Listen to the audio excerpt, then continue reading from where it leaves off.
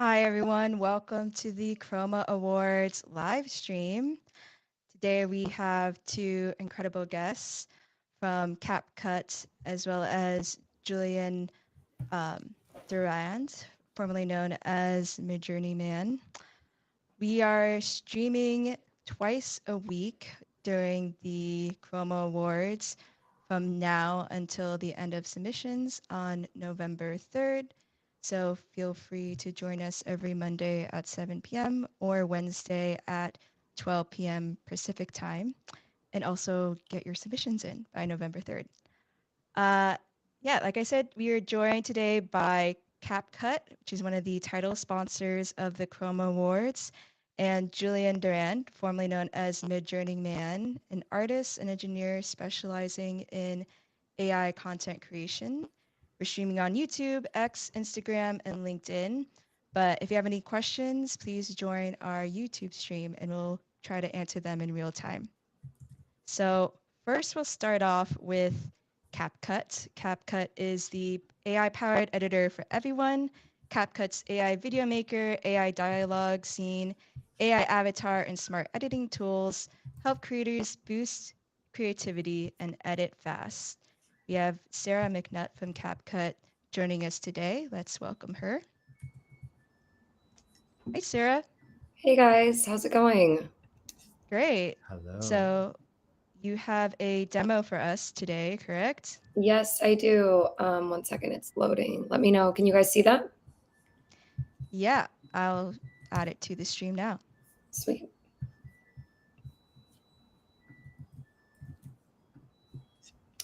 All right, let me know when we are good to go. Yeah, we Okay, are good. Looks great. good. Awesome. Hey guys, thanks for joining our workshop today. I'm Sarah. I am on the CapCut team on the brand marketing side. We're really excited to be a title sponsor this year for the Chroma Awards. And we have some exciting tools to walk you guys through to hopefully get you guys inspired and show you maybe a side of CapCut that you might not already be familiar with. So just a quick introduction. I hope that you guys have all heard of CapCut. But we're a fast, intuitive, and easy to use app, perfect for creators at any level. I think most people, their introduction with CapCut is, on mobile. But we do have advanced software that supports us on desktop and web. So from templates to viral content, everything can happen all within CapCut on your phone or on desktop. From there, AI has been really our core direction this year and beyond. So we're really excited to introduce you guys to some of our smart editing tools. Our AI tools make storytelling simpler and more powerful than ever. So today we'll show you guys how to use a few of our top performing generative AI tools and how you can integrate them into your workflow. So the first tool that we wanted to walk you guys through today is our AI video maker. This is a newer release for us and is pretty advanced. So you're really able to bring any idea to life with our video maker. You can make, stunning social ready videos that are free all within CapCut. So I'm gonna first show you guys where to find this tool. It's available on web, mobile, and desktop. So to the left here, this is CapCut's web version. You can see this right kind of on the main page. You'll see the video maker here. This is also supported on mobile as well. So if you look at the mobile screenshot to the right here, there's a new AI lab home screen that you can select on the bottom where you'll be able to find the story maker. This AI lab is new and it really kind of is home to all of our leading AI features that we're going to continue updating and rolling out for the rest of this year. So keep your eyes on that if you're a mobile fan. And then lastly, desktop, which is something that we really encourage everyone in this program to really utilize. You can really have that strong precision control like you would using any other platform on our desktop. And we've gotten so much positive feedback from our users with that version. So again, you can find our AI video maker located right on the interface of our desktop. Okay, so now for a demo. Let's see, fingers crossed this works. Are you guys able to see that? Yes. Okay, great. Yeah, can't hear audio yet, but hopefully it starts. Okay, yeah, I don't think that there's audio in the beginning, but once we get to the end, let me know if you guys can hear that. All right, so we're going to show you a quick end-to-end video of how to use our AI video maker tool. This tool is really great for creators of any level, but I think for, maybe earlier users, this would be kind of our recommendation for creating a video.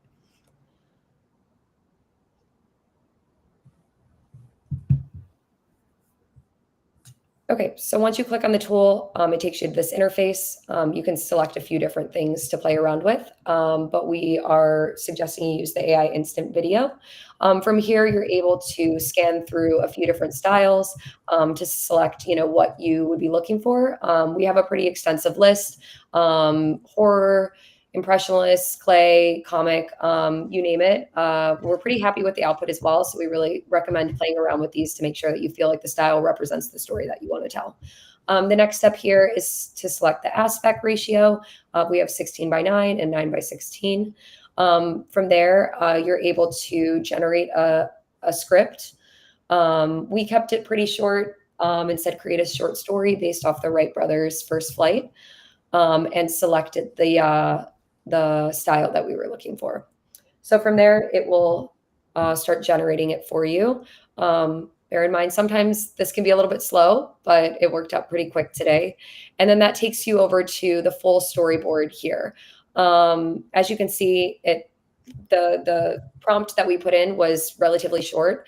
So to have, a full video, that was created here, our AI capabilities were able to do that all with only a few words. Here is where you can really kind of start playing around with things and personalizing things based off of your preference.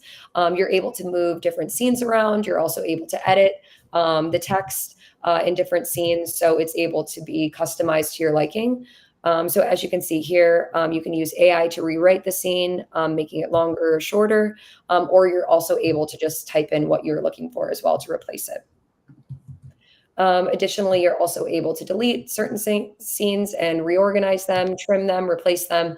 So the sky's the limit here, but you're really able to kind of customize this so it feels, professional and what you're looking for. Additionally, to the right, you're also able to click edit more, which will take you to our timeline-based editor. So you can really kind of go into it a little bit more granularly and play around with it even further. But if you're happy with, kind of the output and it feels good, you've customized it a little bit.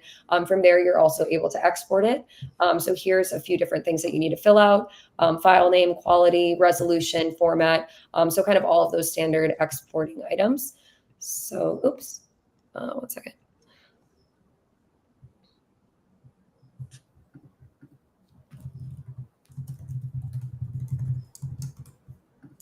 Okay, and from there, it exports and we will watch the final video.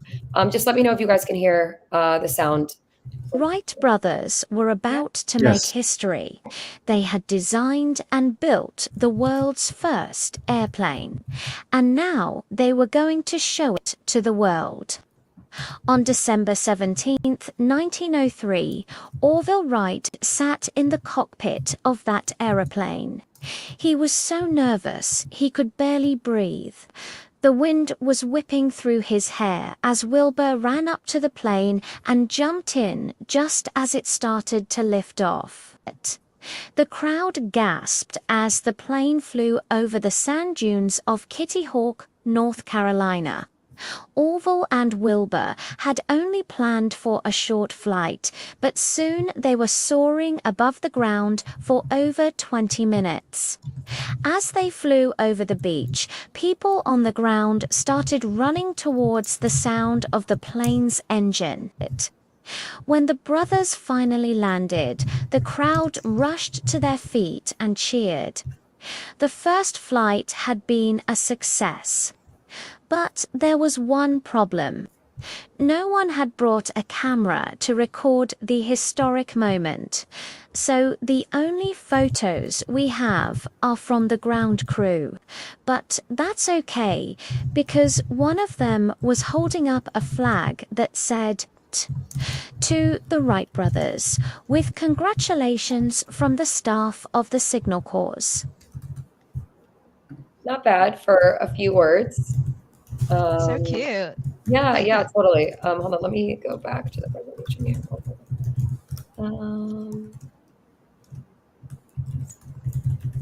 Sorry, guys.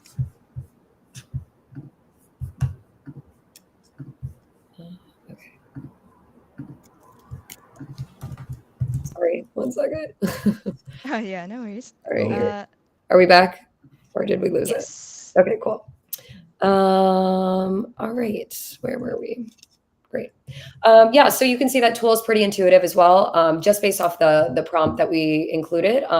Even the scene where it showed the camera and then the output was black and white, you know, we didn't ask it to do that. So that was pretty smart and was able to kind of generate all of that, you know, just with the prompt that we included. So, you know, have fun playing around with it. And I think that there's, you know, a lot that that tool can do. Next, we're going to move over to our AI image and AI video. So these are two of our more advanced generative AI tools. And I guess how we look at them internally is they would be the next step after the AI video maker. You know, that's just one prompt that's really able to generate something from start to finish. But this would be, you know, for you to be able to kind of create specific scenes, you know, utilizing each tool. And kind of then stitch them together to make the whole video. So with these tools, they're actually powered by industry-leading models like VO3, Cbream 4.0, Cdance, and Runway. So we're pretty proud of our partners within this category. So for here, AI image and video are available on desktop, mobile, and web, similar to the AI video maker. Here, they're a little bit more integrated into the app. So here, as you can see at the bottom, on the right within mobile, there, once you open up a new project, you're able to find these tools built in. So you can click on them at the bottom. And then to the left, this is web. Under the media section, when you start a new project, you'll be able to find them there. And then moving on to the demo. 1 second. Okay. Can you guys see this screen right here? Yeah, is there a new screen? Or the Okay. same screen. Okay, new screen. 1 second. Hold on. Screen sharing is always the I enemy. know. All right, there we go. Do you see this? The AI video. There you go. Yes, now. Okay, great, perfect. All right, perfect. So on the right of the main page, there's AI image and AI video. And then when you click on the media section here to the left, you'll be able to find both tools listed here. So the first step would be to list out a prompt. For this, we're starting with an image.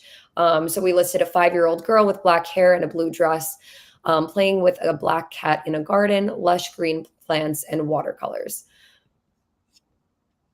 So from there, you can select the model that works best for you. As mentioned, we have Cdream, we have Runway, we also have Cdance available as well. So you can play around with whatever you're the most comfortable with, and then you hit generate.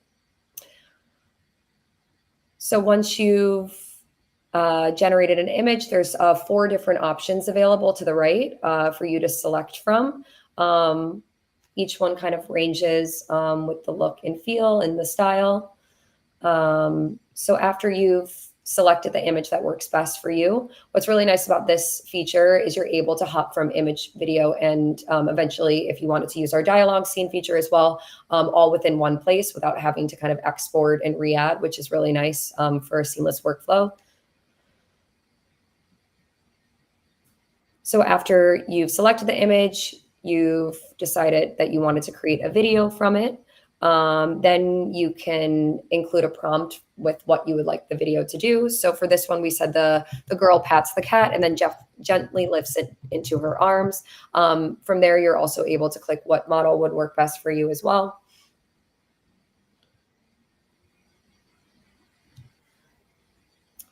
and then click generate. This is really powerful. So Yeah, cool. yeah, we're pretty happy with the output, and our team has had some fun kind of playing around with these. But as you can see, we're pretty happy with the video. It's high quality, and there's a really nice and natural movement to it. So there's a lot that you can do with this. Obviously, we hit watercolor. You can get pretty realistic, depending on your prompt as well.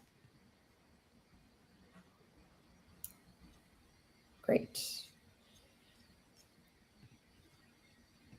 And Yeah, I then, think it okay, looks one super last. powerful. All right, here we go. All right, bring back. Okay, cool. And then the last tool we want to show you guys is our AI dialogue scene. This has become a little bit of a fan favorite, and we're pretty proud of the output. In comparison to kind of competitors in the market, we would definitely say that we have one of the more advanced models with dialogue scene. So for this tool, you're able to access this again, within the homepage of our desktop and web.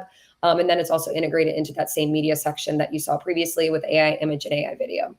Additionally, it's also available in mobile. There's a nice little icon for you able to access this where all the tools are listed that will take you right into the feature. Okay. Last video. Let me pull this up 1 second. All right.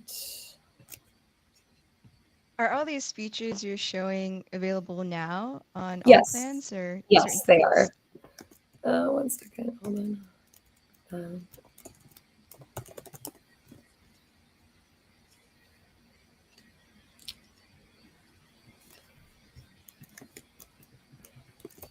If we're out of time, I can send you guys the video, or if we have a few minutes, I would love to play it. Let me know what works best.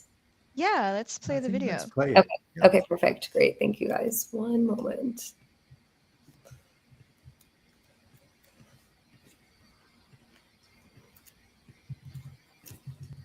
And also, anyone watching, if you have questions, feel free to type them out and we'll have Sarah answer them live.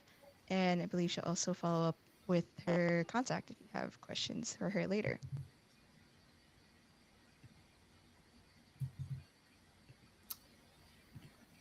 Yeah, I just want to say it looks super powerful that you can just be in the editing software and start generating and editing right away. That is something. Yeah, we think, some of these tools are a little slept on. So that's why we obviously want, this group, our professionals to be able to really kind of harness, these features. 2 seconds, guys. Yeah. All good. And then I think I have one question.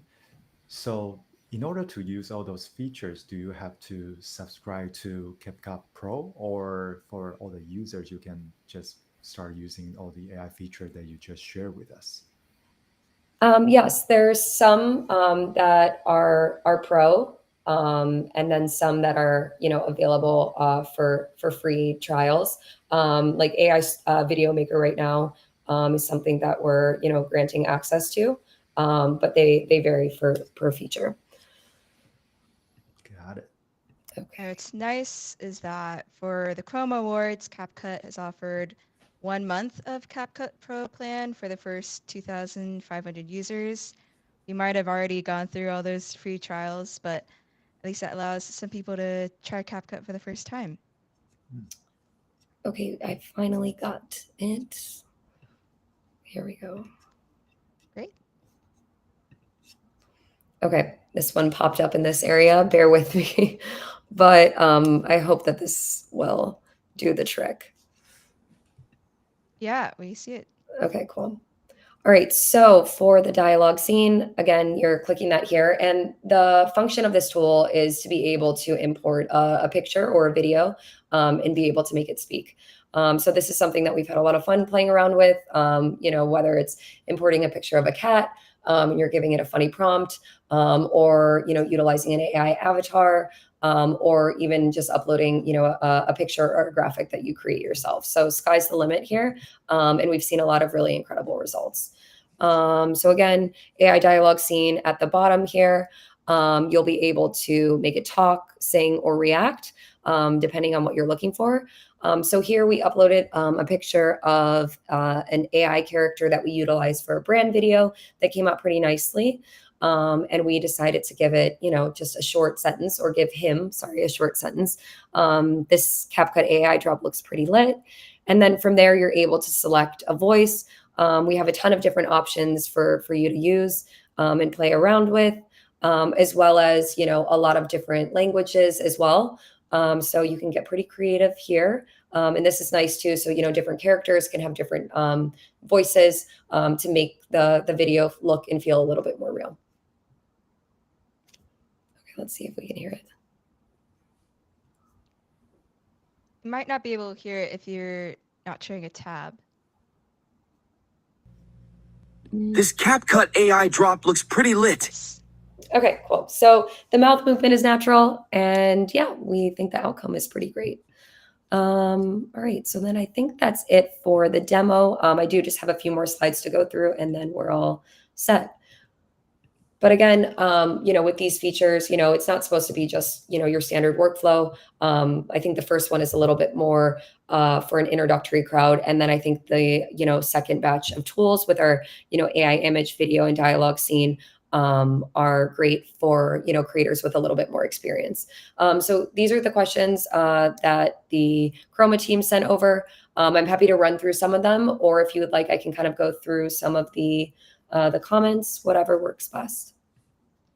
Yeah, for the audience, please add questions in the comments. Sarah, thanks so much for giving us that run through. It's really cool to see how CapCut is designing these tools, like for all audiences in mind, like the very beginner use case and the more pro level as well. Yeah, definitely. And then one other thing I do want to note is we do have an updated AI video maker being released in October. I'm not quite sure of the date yet. It should be like early to mid-October. But with that, it's going to integrate our dialogue scene tools and also add movement to the characters. So that's not currently available. But we do recommend still playing around with the tool. And if you like the output as is, that's great. But the 2.0 model will be much more advanced, and that will be released in a few weeks now. That sounds really exciting. Yeah, Can't wait to definitely. play with it. Great. And then I think outside of that, maybe one other, note here that we wanted to touch on. I received, these questions from you guys just kind of asking about one thing that we would be looking for that would potentially be, kind of stand out in this category for us. I think storytelling for us is, a big a very important, element that really kind of does show the human knowledge behind it. We do have a lot of, tools and features to kind of help you storyboard and come up with some ideas. But I think, creating that compelling and personal, narrative with a hook, beginning, middle, and end are things that make, long and short form content really important.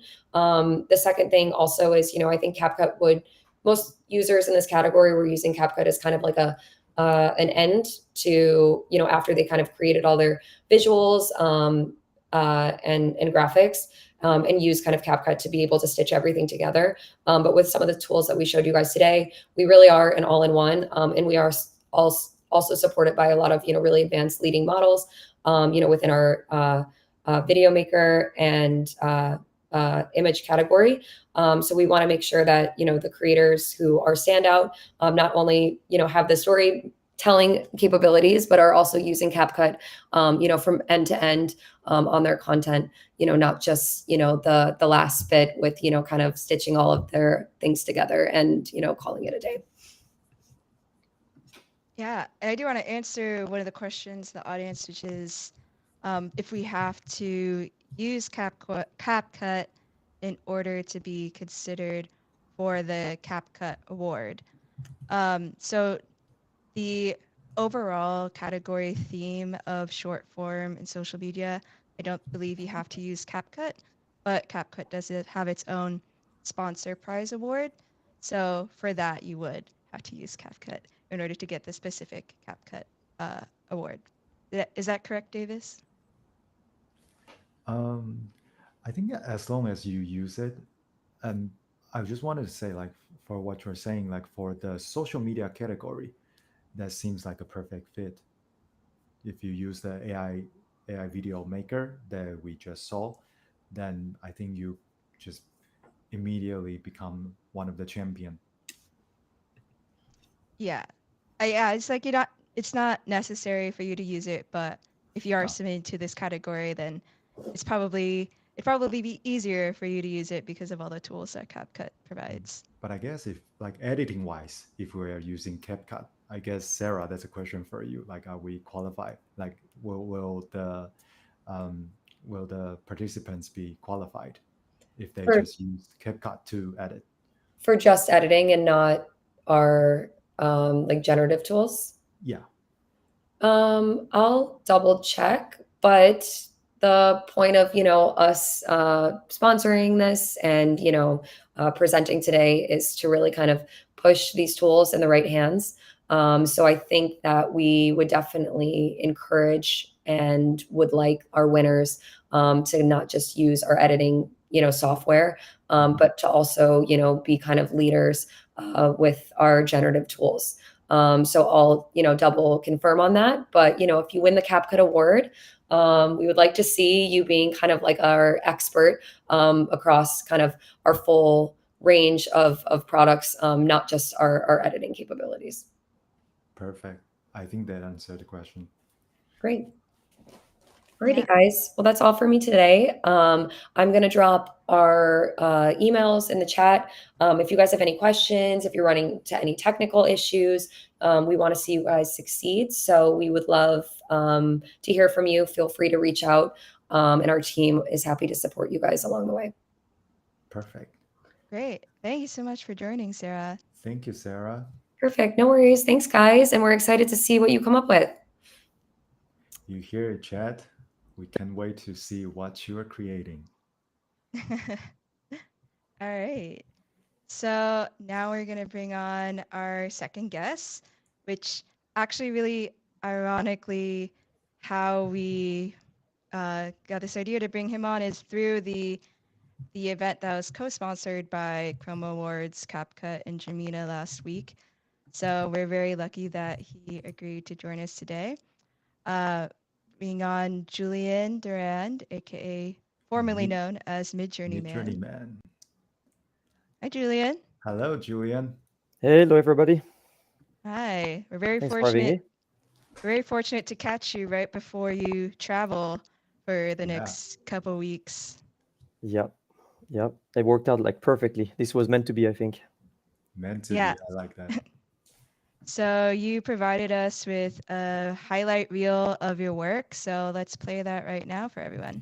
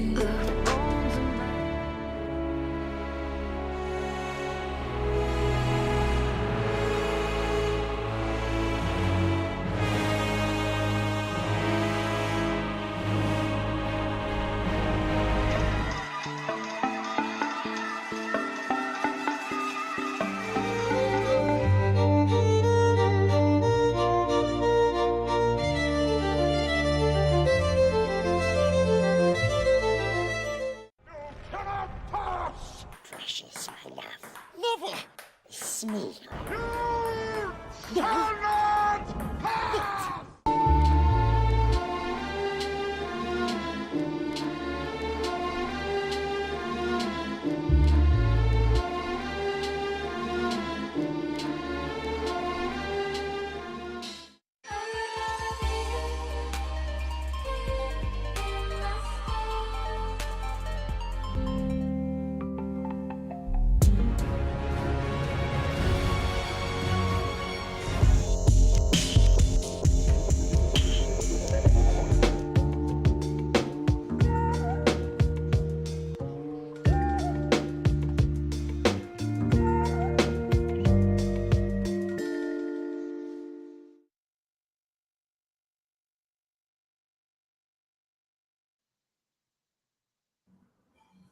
Okay. Thank you for that. That was awesome. Thanks. For those who do not know, Julian Duran is an Los Angeles-based digital creator and AI artist, background in photography and mechanical engineering. Your work's been featured at Burning Man, Upscale Conference, AI on the Lot, as well as winning a finalist award for Project Odyssey Season 1. I think a lot of people here know you as an AI educator, your work as Mid-Journey Man, and also your current work with Comfy UI. So, yeah, tell us a little bit of how you got started and what inspired you to begin this journey of AI content creation. So yeah, this started like I would say like in 2019, where I was browsing Instagram on my personal page, and I saw a story of a friend of mine, and it was like some really strange images, and I say, "What is this?" And he told me, "Oh, this was made in Midjourney. It's new. It's AI art." I'm like, "Oh wow!" So I requested to join the beta, and I joined in on version 2 of Midjourney. So a long, long time ago, when actually it looked a little different at the time. It was almost more artistic in a sense because it was like its own style. But anyways, I joined, and I started to explore, and I was like, okay, I was making all these images, and I wanted to, and that's also where the name came from, because I was using it so much that I became like a journeyman. I was just like working on this all the time, and so I was like, oh, let me do a play on word, Midjourney, journeyman, and Midjourneyman. But along the way, I kind of like regretted it, because obviously I started to use many more different tools, like disco diffusion, stable diffusion, through automatic 1111 for deforum, warp fusion, and then eventually I discovered animate diff in a Comfy UI, and I really fell in love with Comfy UI. That's the engineer, like all the nodes and everything. I feel very comfortable, connecting the nodes and building workflows, and it's kind of a challenging and fun projects every time for me, and that's basically it, like in a condensed version of it all. But I also use like closed source models, like because they're so good too nowadays. So it's kind of fun, especially because you can use those in Comfy. So I get to it's the best of both worlds. Yeah, it's really interesting seeing your background because you've always been like this artist, but also you have a background in mechanical engineering. So how do you go about blending both the technology and the artistic side of things for your creations? Yeah, so I think the way I'm naturally wired, and I'm naturally wired to tinker with things and understand things and break things and improve things, so to say. So that's the engineering side of that's partly coming from my training in engineering. And at the same time, I also have like that's all personal, of course, but I have my own eye for beauty, which I like to capture beautiful moments with my camera. And I think like the mix of these two different world in my brain just combine perfectly with this world. And also the AI art world can be quite complex, if you look on the diffusion side of things, when you use like like I said, like some of the tools like in like Comfy or stable diffusion at the time, through like automatic 1111. And um and definitely not necessarily easier for everyone, but for me, I've always like felt like quite comfortable, and not afraid to learn and to understand, and like to dive in. Yeah, I mean, do you have any advice for people in terms of like diving in and not having that fear? It's a lot of information at once. Yeah, so I mean, obviously when you use like the closed source models, it's actually in general, everything has its own sets of difficulties and challenges, right? Like, let's just say you give someone Kling, for example, and they've never used it ever. They will be overwhelmed. They're going to put some text and it's going to look okay, maybe, if if they don't know what to tell the model. In order to achieve like a very specific look, even on a closed source model, you may need to practice and not be afraid to experiment. And then when you use other models like other tools like Comfy, then the learning curve may appear steeper. But once you just keep on going, you keep on like practicing, you keep on learning, and you watch streams and tutorials like Purse, to name one of many, because he's a good friend of mine. And you just learn, and you don't be afraid to jump in, and I think practice makes perfect. I remember the way I felt the first time I saw Comfy. I was like, oh my goodness, this is overwhelming. And actually, it taught me how this diffusion works, and because you see the flow and you see how things go, and it's actually a good thing. Even if you don't plan to use Comfy, it's a good thing to use Comfy to learn how all the tools kind of work directly. So I would say practice makes perfect, and not to be afraid to fail and keep on going, and just don't like places like Banadoko on Discord, like you can find workflows and you can download them and you can practice, you can learn, and you can start from somewhere. So it's yeah, practice makes perfect for sure. Yeah. So when you were like discovering these different tools, what did they unlock for you creative rise as a designer and an artist? So I think I will tell you one of the very first sentiments and feeling that I remember feeling with Midjourney at the time. It was the feeling of being able to think of something or an emotion and being able to type with words, with few words even, the way I would feel or the way I would see something, and not knowing what it should look like, because I have never made it, right? But I just thought about it in a non-visual way, and then to be able to see what I thought about with my own eyes has been almost therapeutic. So that is one aspect of all of this that I remember. And then that was for the images. And then later on, I get these whoa moments. Like I remember, like throughout the years, like there are things that have blown my mind. And then when now the models are so good, for example, when you put an image and you get like an animation of that image, and you see how fluid and how perfect it is, it's mind blowing, and it's just so enabling, to be able to tell a story, create little worlds, or create your own characters when you train Laura's, or when it's really fun, and it's really it's great tools that we are equipped with. I would have never guessed we would be able to do this. Like if you would have asked me like 10 years ago.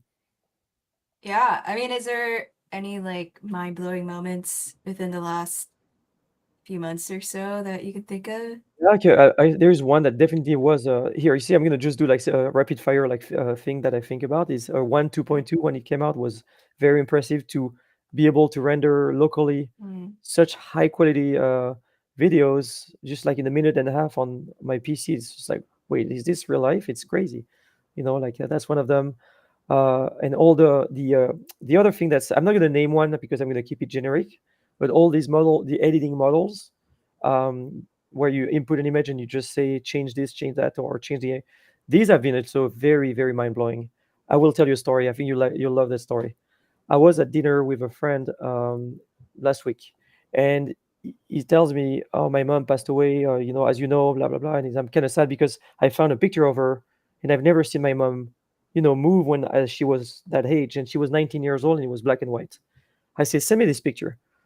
He sends me the picture with one of those models. In this case, it was Nano Banana. I colorized the image, and then using VO3, I animated the image, and I just said put a little sentimental music, like, and then I showed him the video, and he started to cry, because he was seeing his mom in color moving, and things like this. It's just like that was also like a moment that I really enjoyed. So Oh, that's Yeah. really beautiful. yeah, it Yeah. was a cool moment. I felt like a good friend. You're making your friend cry. Good for Yeah, you. And by editing tools, I assume you're talking about like Nano Banana, Lux Context, yeah, Runway, Aleph. Those yeah. are a few. And what's cool is that people can just play around with them, you can use it locally through Comfy UI, through the stitching together the API nodes, or you can even go to tools like OpenArt or FreePick or Fall just to test Yeah, those yeah. different models without the hardware. I assume you're usually running things locally. Yeah, yeah. So I typically run things locally, but I know this has been a big like challenge even for myself sometimes. For example, I'm going to leave on this trip, right? Like for a couple of weeks, which we're going to talk about it, I'm sure. But Comfy Cloud has been announced today, so that's going to be a revolution for the whole entire world, where on the go you'll be able to use Comfy, in the cloud, and that is very exciting. So that was like the news of the day for me. And that's going to be also another whoa moment when the world was going to, like me on my Mac, on the plane, on the Wi-Fi, being able to diffuse. Oh, I can't wait. This is going to be game changer. Sounds like it. Yeah, I think someone in the comments just beat you to it Oh, yeah. mentioning Nice, Comfy David. Cloud. Yeah, but really cool. So when you're working with these models, how do you sort of retain your own style as an artist and prevent yourself from creating something generic and stay true to your own vision? So I have multiple answers to this one. Is I think I'm drawn naturally to a specific set of colors and vibes. And either if I'm using models with an S, multiple of them, I give you an example. Like just earlier, during this before the stream, I was generating images on the platform, and I always like to start simple when I prompt, and I was typing my very basic prompt, and I was really not liking the style. And in that case, they have like a style influencer, image reference, and all that stuff. And I started to input some of their own like style references, and I was getting closer, and I just know what I am after, and I think naturally I'm wired to. I have my internal style guide where will know when something is gonna trigger my own like happy, not happiness, but like a validation. So for this is the style. Another way, which is the best way to go about this, is I will train Laura's, and then it's like perfect because I can just have create my data set, put it train my LoRa, I'm very fortunate to have a very powerful Dell machine with a very powerful NVIDIA GPU, which it makes it easy to train like locally, and it's pretty awesome. Yeah. So curious, like training Laura's, I feel like with editing tools like Nano Banana, I feel like less people maybe will be training Laura's as much, but why do you stick to that as like your preferred method of keeping your style? I actually would. I think I'm going to use both personally. I was thinking I can use. I was seeing myself like I'm going to build a workflow that will let me input one image, and then, for example, using Nano Banana, just or context or you name it, like one of those, or C Dream 4, I think it's called. I haven't tried it yet. Yeah. I hear Yeah, amazing things C-Dream. about it. Mhm. But because I've been on the road, you guys know I was with you guys last week. I've been so busy, but I I would just use a workflow that will basically generate like different scenes with the same character, different clothes, different angle, different lighting, and that will basically build my data set from one single image.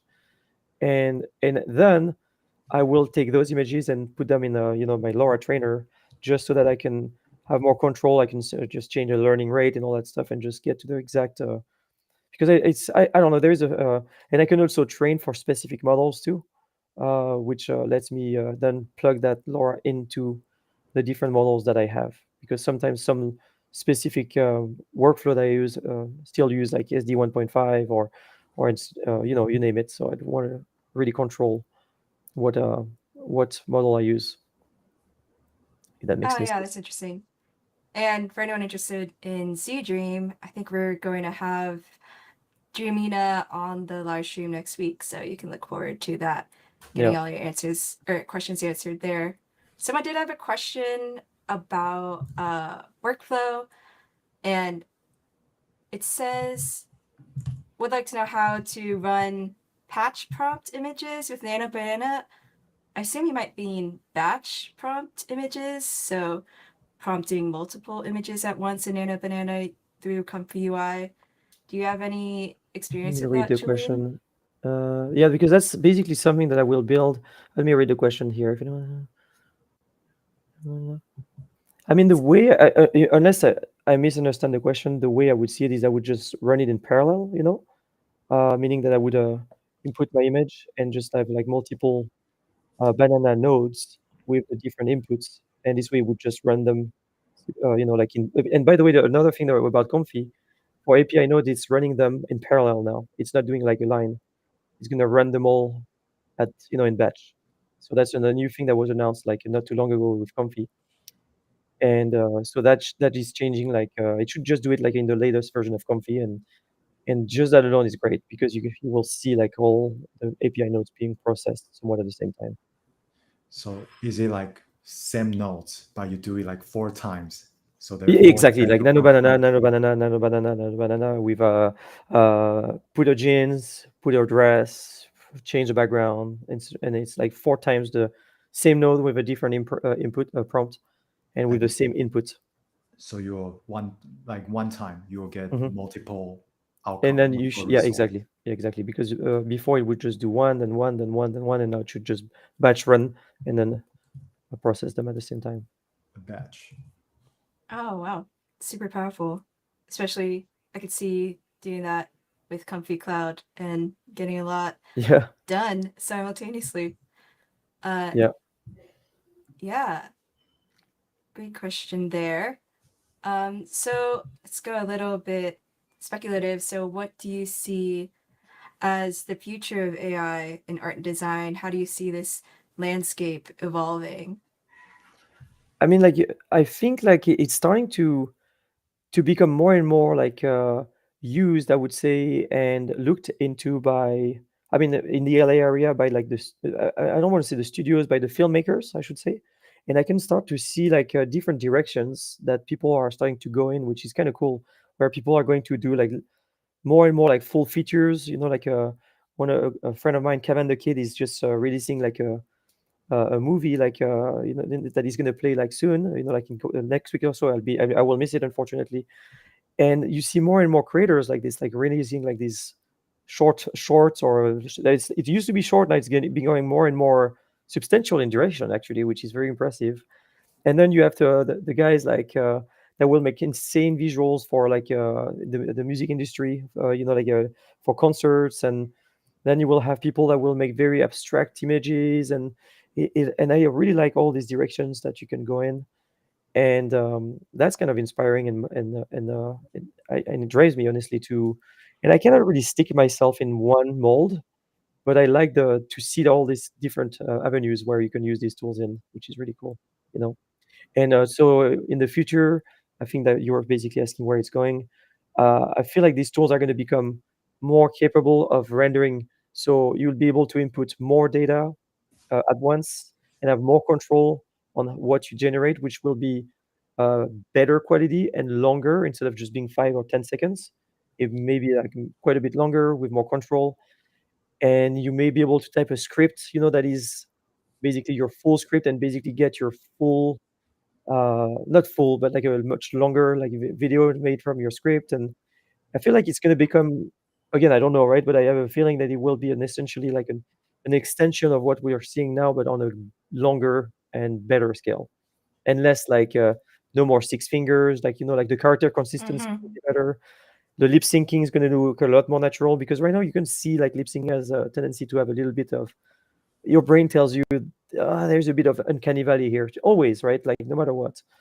And I feel like this is going to go away, where it's going to become very hard to differentiate, which I'm not saying it's a good thing, but it's just going to be a thing, you Mm. know. Yeah, and I'm like curious, like from your personal experience, like do you see yourself continuing to do this mix of these closed source models and open source models? Honestly, it just depends, like because like I would say yes, because I like I'm kind of like a visual explorer. I mean, I feel like, because I like to try things and see where it's going. And mostly what I do like to do is combine models and combine outputs. And that's another why I really love the API nodes, for example, in Comfy, because I can just change them or run them in parallel, and then use a local model, that which is personally like something I find quite fun and entertaining, is just to not just stay just on one model, but just use multiple. And even when I make a little project for myself, even to make an image, just a single image, I will use maybe 4 or 5 different tools, right? I'm not just gonna, I don't know, just go on Flux to make an image and that's what I use. No, no, no. I will use Flux, then I will use context, or for example, and I will use Photoshop. Then I will go back and maybe some Nano Banana or you name it, and then I will do Topaz at the end. It's just all kinds of steps just to get the images. And yeah, so that stuff is pretty cool to be able to use all these tools, for sure. Yeah. I feel like that's how a lot of creatives in this space feels like it's so hard to just stay within one tool because It that is. creative drive to want to experiment with as much as you can. Yeah, yeah. I mean, personally, I'm also kind of I would say like an OCD slash perfectionist. And if I'm on the go and I just, let's say, generate an image, I'm going to say Midjourney, and then just use that image directly, like in, I don't know, let's say, I don't know, like a runway, for example. I will not be happy because I will know that I did not do the upscaling that I usually do, and I will know I am so used to all these steps that I crave, and I'm after like the pixel perfection, like before I run through all the steps. I don't know, like I'm kind of crazy, I guess, but that's the way I'm wired now. Super cool. And we're almost ready to wrap up here, but I just want to say that you are going to join the Chroma Awards as a judge for this season. Mhm. So, is there anything that stands out to you? Like, give the audience a little bit of insight into your mind of what you like and what you're looking for. Yeah, so I think that's what I was saying. I think the answer that I gave last week when Maddie asked me this question, I'm going to repeat what I said because I think this is true, right? And I'm going to, I was thinking about this like this morning, actually, as I was driving. And I think there will be different aspects, for me, where it will be the wow factor. Yeah, if you see something and your mind is blown and you can't stop, you have to watch the whole thing. And the wow factor, the wow category will be something is incredible, uh, in whatever way, but it's something is incredible, and I want to watch it again because it's so incredible. I'm like, wait, what did I just watch? This blew my mind. And emotions, like getting like emotions triggered by a video. Doesn't matter what emotion, but emotions, and also technical, like if something is clearly like technical, and I can see like, oh wow, touch designer was used here, like whatever, you name it, and just seeing like that, and also like quality, if something looks like high quality and good, and whichever categories, like I was joking with Maddie, whichever categories you guys are going to give me to, and I think a combination of all of this seems like will be a good judging criteria. Yeah, I think that's a good reminder that when you're for all those submitting, like remember to really tell the story of how you made your piece, and that will be part of the judging considerations as well. Mhm. Right. So, what's next for you? Where can people find you? Well, I mean, if people want to meet me in person, I will be at the British Art Fair, like in a gallery, like the Saatchi Gallery, from what are the dates? But it's essentially at the end of September. I should know the dates, but I've been so busy with this that I actually forgot the dates. I'll tell you, I have them right here. It's really simple. There. From the 25th to the 28th of September 2025, I will be at the Saatchi Gallery in London, and I will be there physically. So if people are from London, they can come see me. I'm going to show some prints on the wall and also some animations that I've made. So that's that. And what else? Then I will be at Adobe Max as well. Presenting there. I think on with Dell, and Nvidia. So that's going to be fun. And on the Comfy UI streams, like I'm there like usually twice a week with Phil and Pers. And yeah, that's basically it. And as always on Instagram, and you name it, I'm always around, as you guys know. But these are the things that come to mind. Yeah, what's your Instagram? Julian AI Art. So Julien AI Art. I rebranded. I wanted to be myself, instead of because I use so many tools, and it was not a good look, to be called Midjourney man, especially when being a contractor with Comfy. I was like, you know what, it's time to become myself. Yeah, I think that was a great move, and it's so cool that you're kind of everywhere right now, going all Yeah, across the world. but it was weird though, because I was so used to that name that a part of me felt like awkward when I did it. I was like, oh, did I do the right thing? And it is what it is. At the end of the day, it's I am me, and it's just a name. Who cares? Maybe I was getting free SEO, when people were looking for Midjourney, but now Midjourney is on Instagram, so it doesn't matter because they will find them. All right. So yeah, thank you so much for joining us, Julian. Thank you Shared a for lot having of me. great info, and it's really awesome to hear your story. Yeah. And I just posted Julian's handle and his website in the chat if you want to find Julian. Yeah. Thank you. And here's where everybody can find us at the Chroma Awards. We're streaming every Monday and Wednesday, as well as doing in-person meetups and posting updates on our website, as well as across all social media platforms. So thank you everybody for joining today's live stream, and we'll see you on Wednesday. Bye. Bye, everybody. Thank you, Julian.